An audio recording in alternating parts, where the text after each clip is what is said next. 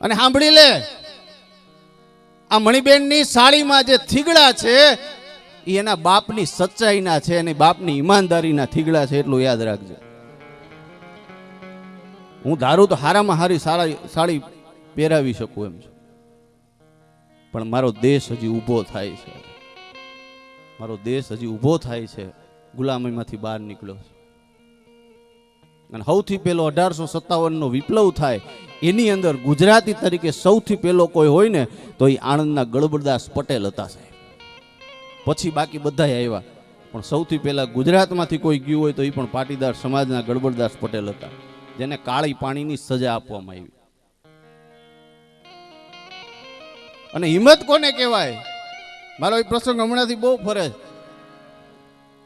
લક્ષચંડી યજ્ઞ ઊંઝાની અંદર થયો ત્યારે અહીંયા 2 લાખ પબ્લિકની વચ્ચે જે મેં પ્રસંગ કીધો તો એ તમને ફરીવાર કહું છું. હિંમત કોને કહેવાય? તાકાત કોને કહેવાય? ભલે ગૃહ વડાપ્રધાન હતા,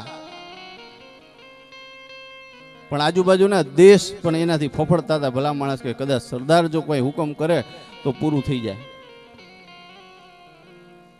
અને સાહેબ બરાબર ઘટના એવી બને કે એક મેકમચંદ ખન્ના નામના માણસ હતા, એ કોંગ્રેસના પ્રભારી હતા, અને એનું વતન એટલે એ પહેલાના સમયમાં એ પોતે પાકિસ્તાન લાહોરની બાજુનું કોઈ ગામ હતું, અહીંયા રહેતા હતા. અને એને એમ થયું કે હવે દેશ આઝાદ થઈ ગયો છે તો મારે મારા વતન એકવાર આંટો મારવો છે, અને પોતે વિઝા લઈને અહીંયા જાય. પોતે વિઝા લઈને અહીંયા જાય છે. અહીંયા ગયા પછી એને એમ થયું કે મારા ઘરની અંદર જે સ્વતંત્રતા માટે જે કાંઈ બંદૂકો રાખી હતી હવે મારે જમા કરાવી દેવી, હવે મારે અહીં કાંઈ આવવું નથી. પોતે એ બંદૂક લઈ અને પોલીસ સ્ટેશનની અંદર જમા કરાવવા માટે જાય.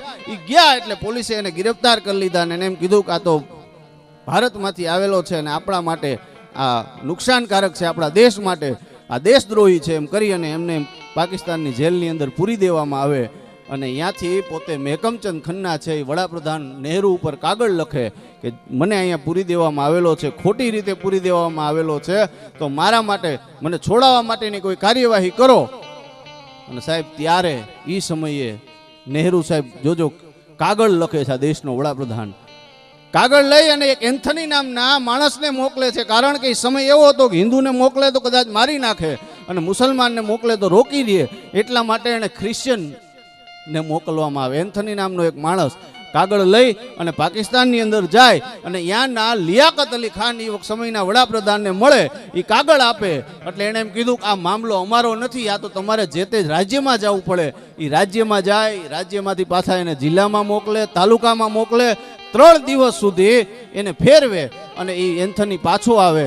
મેકમચંદ ખન્ના છૂટતા નથી અને બરોબર મિટિંગ ભરાણી હતી. એ જ સમયે મેકમચંદ ખન્નાનો કાગળ લઈ અને આ માણસ આવીને ઊભો રહ્યો. એન્થની એટલું કીધું કે વડાપ્રધાન સાહેબ તમે મને જે કાગળ આપ્યો હતો એ લઈ અને હું પાકિસ્તાનની અંદર ગયો. 3 દિવસથી આ લોકો મને આમથી આમ ફેરવે છે, પણ હજી સુધી કાંઈ મને જવાબ આપ્યો નથી. 3 દિવસ થયા, હજી સુધી કોઈ જવાબ નથી, એટલું કીધું. એટલે સરદારે એમ કીધું કે કાગળ લઈને તમે ક્યાં ગયા હતા? તો કે પાકિસ્તાનના વડાપ્રધાનને મળ્યો તો, પણ છતાંય એ લોકોએ કાંઈ જવાબ નથી આપ્યો. એ કે તો એન્થની હવે તમારે પાછું જવાનું છે. સરદાર સાહેબ એટલું બોલે છે કે તો હવે પાછું જવાનું છે અને હવે મારો કાગળ લઈને જવાનું છે. અને કાગળ લખી અને એન્થનીને મોકલે. અને મેકમચંદ ખન્ના છે 18મી કલાકે એમ કહેવાય કે દિલ્હીના એરપોર્ટ ઉપર ઊભા હતા. અને કાગળની અંદર એટલું જ લખ્યું હતું કે લિયાકત અલી ખાનને માલુમ થાય કે મેકમચંદ ખન્ના નામનો માણસ છે એ અમારો કોંગ્રેસનો છે, એ ભારતીય છે, એને છોડી મૂકો, નકર તમારા ઘણા બધા હગા હજી ભારતમાં રહે છે. અને સાહેબ 18મી કલાકે એ માણસ દિલ્હીના એરપોર્ટ ઉપર ઊભો તો. આ તાકાત એટલે સરદાર છે. એવા તો મેં કીધું એમ અનેક પ્રસંગ છે. જ્યારે ગોવા પણજીનો મસલો હાલતો હતો અને ત્યારે સાહેબ મિટિંગ ભરાણેલી અને સરદાર સાહેબ પોતે આરામથી સૂઈ ગયા મિટિંગમાં. કોઈ એને ઉઠાડી ન શકે. એક શંકર નામનો એનો માણસ છે એને હાથે કાયમી રહેતો, એને એમ કહે છે કે સાહેબને ઉઠાડો ને, વાત કરો ને. એટલે એને હળવેક દઈને શંકરે એમ કીધું કે સાહેબ મિટિંગ ચાલુ છે, આપ સૂઈ ગયા છો. એટલે સરદાર સાહેબ આંખ ખોલીને એટલું બોલ્યા કે મામલો શું છે એ કયો ને. કે કાંઈ નહીં, આપણે ગોવાને ને એને આપણે આમાં ભેળવવાનું છે. એ કે કોઈ એના માટે મીટિંગ ન જોઈ, તમારે ભેળવવાનું હોય તેથી મને કહેજો, તેથી હું ભેળવી દઈશ. બાકી આ મીટિંગ કરીએ મારું ભેગું નહીં થાય, અને ખોટો મારા આરામમાં ડિસ્ટર્બ ન કરો. આ તાકાત છે સાહેબ સરદાર સાહેબની. સામ દામ દંડ ભેદ બધી જ નીતિ જેમને અપનાવી, અને છેલ્લે સાહેબ 15મી ડિસેમ્બર 1950ની અંદર એમનું અવસાન થાય અમદાવાદ મુંબઈની અંદર. અને દેશે એક એવો વડાપ્રધાન, ભવિષ્યના વડાપ્રધાન કહી શકું, ત્યારે જો એ વડાપ્રધાન હોત તો આપણે કંઈક નકશો જુદો હોત. પણ અફસોસ, કદાચ આપણા દેશના નસીબ એટલા નબળા હશે કે વડાપ્રધાન ન બની શક્યા. અને એથી મોટી વાત કે ઈશ્વરે આયુષ્ય બહુ ટૂંકું આપ્યું. બાકી મેં કીધું એમ અનેક પ્રસંગો છે.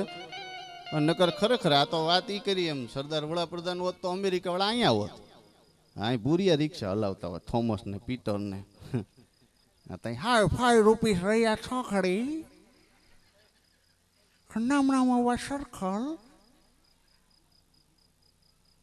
હા, દીપાલી દીદી અહીંયા ઉપસ્થિત છે, એમના ચરણોમાં વંદન, અને એમનું અમે કલાકારો સ્વાગત કરીએ છીએ, વંદન કરીએ છીએ. હા, મેં કીધું ભૂરિયા અહીંયા હોત, અને મારી વાત મેં કીધું અટકી હતી આમ અમેરિકામાં. અને ભગવાન કરે હું ગયો, તમે જાયજો. અને હું તો એમ કહું પ્લેનમાં તો એકવાર બેહવું, ખરેખર બેહજો, અને એકલા નો બેતા, ભેગા લઈ જઈજો.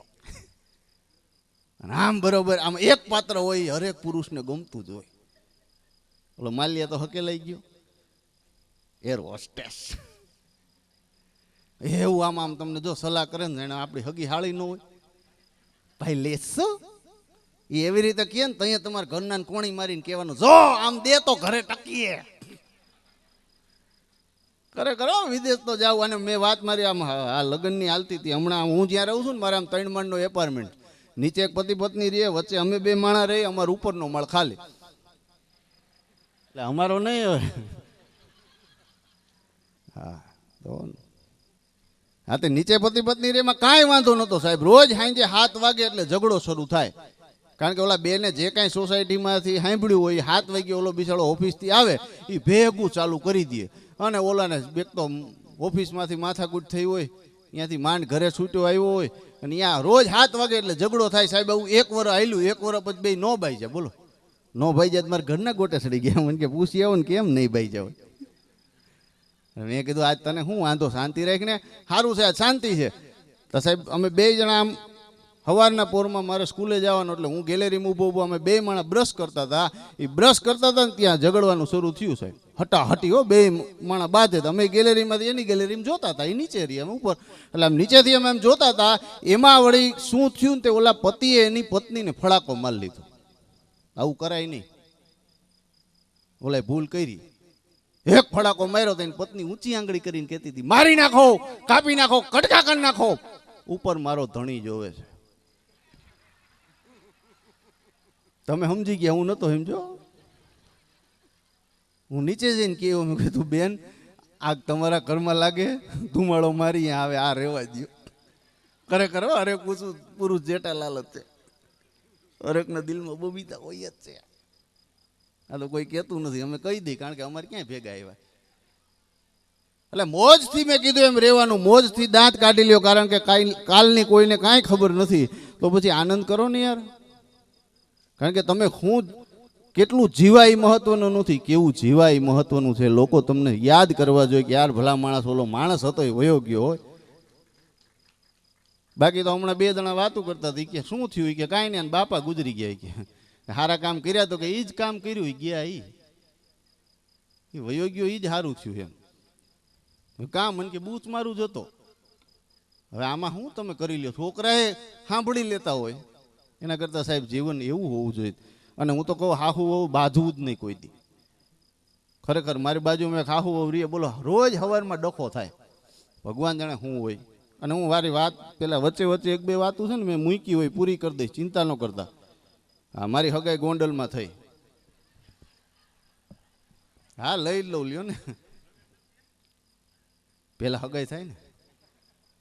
હાલ હગાઈ પછી લગ્ન આવ્યો, પણ મૂળ વાત શરૂ થઈ ત્યાંથી ઉપાડું એમ. હા, હગાઈ થઈ ને તે તો પહેલી વાર આપણે હગાઈ થતી હોય, બધું પહેલી વાર જ થયું યાર જીવનમાં ખરેખર.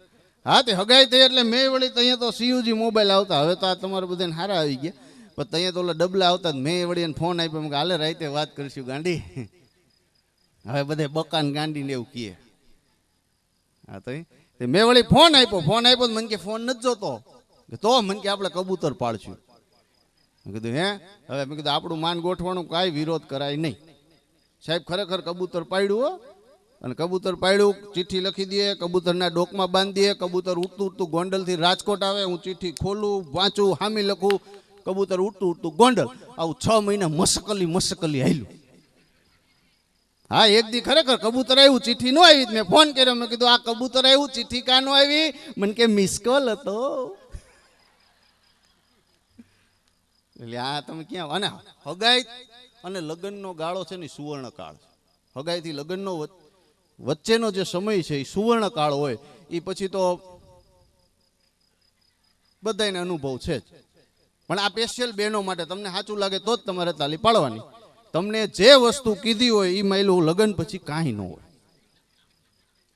જે ફોનમાં રાતે બેઠા હોય, જો આમ આ અમારું જ છે ને, અમે એમાં જ આવી, આમ પાળીએ બેઠો હોય, જો આમ બોલ ગાંડી, હે બોલ બકા, તું બોલ તો મને એમ થાય ખાંભળા જ રાખો. આના લગ્નના 20 વર્ષ પછી કહેતો બોલ બંધ કરીને, હવે હું ચાલુ થયો હવે કામમાં યાર અવાજ બદલી ગયો. એ આમ જો, એ તારા વાળ એટલા સુંદર વાળ છે ને, મને એમ થાય તારા વાળની સાથે રહી માં જ બકા, તારા વાળ બહુ ગમે હો મને. આના 15 વાળ, આ શાકમાં વાળ ક્યાંથી આવ્યો? હવે એ વખાણ કર્યા હતા એ જ છે, ભૂંગળી વાળીને ઉપાડ. આમ જો તું લાલ ડ્રેસ પહેરને કેવી ક્યુટ લાગી, મને એમ થાય તને જોયા જ રાખું. ઈ નહીં આમ 15 વાળ ભાઈ, આ લાલ ડ્રેસ કાઢ. ઈ કે કાં? ઈ કે સિગ્નલ ઉપર હાલ્યા જતા હોય, સિગ્નલ ખુલી જાય છે.